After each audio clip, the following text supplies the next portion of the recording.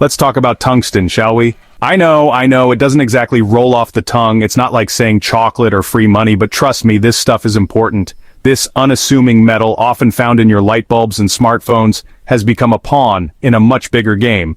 A global power struggle between the US and China. And guess what? China just made a move that has the potential to really mess with America's day.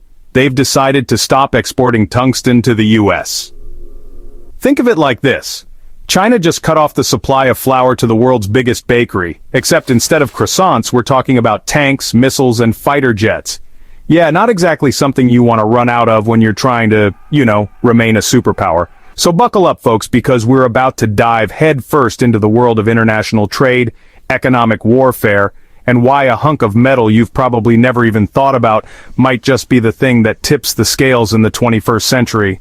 Don't worry, I've got my trusty pointer and a PowerPoint presentation that would make even the dullest accountant weep with boredom. Just kidding, it's mostly cat pictures, because the internet. Tungsten. It's not flashy like gold or sexy like diamonds, but this humble metal with its ridiculously high melting point and incredible strength is the backbone of modern military might. You see, tungsten can withstand some serious heat.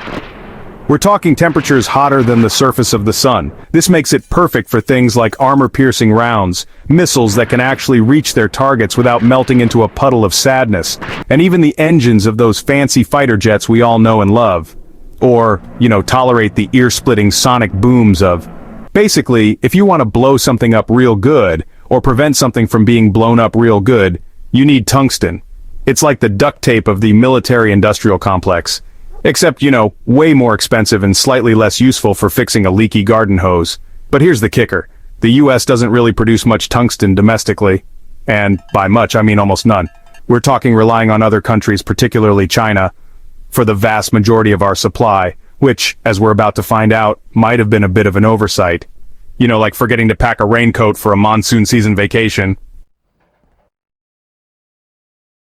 Let's be clear. China knows a thing or two about playing the long game. They've been around for, just a few millennia or so. They've seen empires rise and fall, trends come and go, and they've learned a thing or two about strategic thinking. So when they stumbled upon a giant pile of tungsten, they didn't just cash in their chips and buy a bunch of fancy sports cars. No, they did what any sensible world power would do. They cornered the market. Today, China controls a whopping 80% of the world's tungsten production. That's like owning 80% of the world's chocolate. Or 80% of the world's free money. Suddenly that unassuming little metal is looking a lot more appealing, isn't it? But here's the thing, with great tungsten power comes great tungsten responsibility. And China, it seems, has decided to use its tungsten dominance as leverage in its ongoing game of economic chess with the United States. This is where things get interesting, folks. Because while America has been busy building aircraft carriers and perfecting the art of the drone strike, China has been quietly amassing a stockpile of something far more powerful economic leverage, and they're not afraid to use it. So why did China decide to slam the brakes on tungsten exports to the US? Well, it's complicated. But like most things in international relations, it boils down to one thing: politics. Remember those trade wars that seemed to be all the rage a few years back? The ones where everyone slapped tariffs on everything and threatened to plunge the world into a recession? Yeah, those are still a thing. And China, it seems, has grown tired of playing nice. The official reason for the export ban is something about protecting national security and ensuring domestic supply. Which, okay, fair enough. But it's hard not to see this as a direct shot across the bow of the good old US of A. It's like China is saying, oh, you want to play hardball? We'll show you hardball. Now, the US isn't exactly without options here. We could try to ramp up domestic production, but that takes time, money, and a whole lot of political will. We could try to cozy up to other tungsten-producing countries, but they're probably already feeling the pressure from China. Or we could, try to work things out diplomatically, but that would require, diplomacy. And who has time for that when there are Twitter wars to be fought and conspiracy theories to be spread? Section 5, the fallout. US military left scrambling. So what happens now? Well, the short answer is nobody really knows. But that wouldn't be a very satisfying ending to our little geopolitical drama, would it? So let's speculate wildly. The most immediate impact of the tungsten export ban will be felt by the US military. Remember all those weapon systems that rely on tungsten? Yeah, those might become a little harder to come by. We're talking delays in production, shortages of critical components, and a whole lot of panicked generals running around like chickens with their heads cut off. And it's not just the military that will feel the pinch. The aerospace industry, the manufacturing sector, even your friendly neighborhood medical device manufacturer, they all rely on tungsten to some extent. And when the supply dries up, well, let's just say it's not going to be pretty. We're talking higher prices, supply chain disruptions, and maybe even a few made-in-China stickers being hastily peeled off of critical components. It's enough to make you want to invest in a bunker and a lifetime supply of ramen noodles. Don't worry, I'm already 2 steps ahead of you. I've got a whole spreadsheet dedicated to post-apocalyptic pantry essentials. Section 6. Trade Wars and Their Discontents. A series of unfortunate decisions.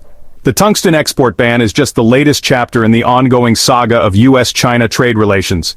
It's a story full of twists, turns, and enough backstabbing to make even the most hardened diplomat blush.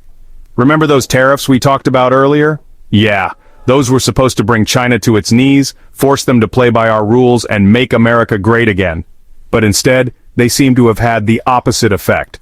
China, it turns out, is pretty good at playing the long game.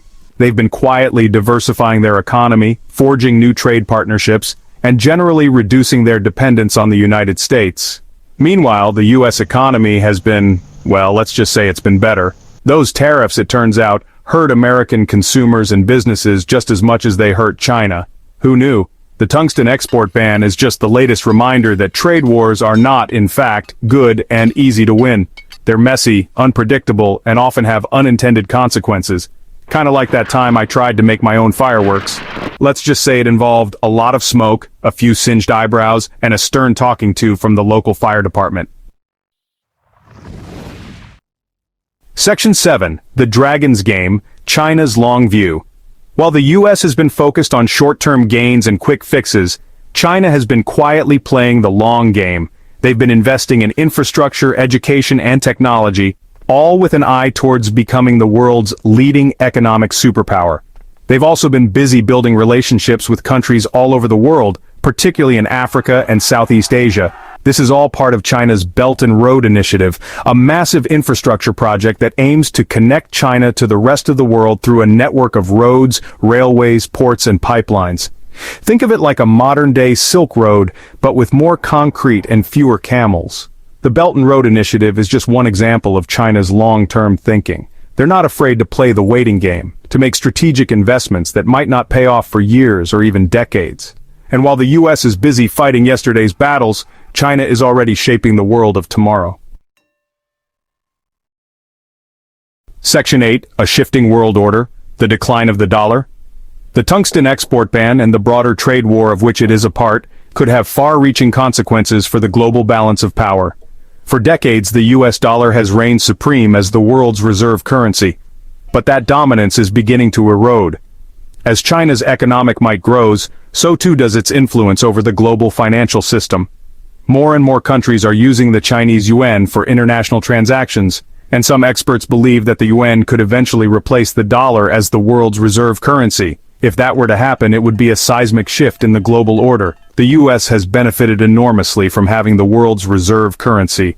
It's allowed us to borrow money at lower rates, finance our massive deficits, and generally throw our weight around on the world stage.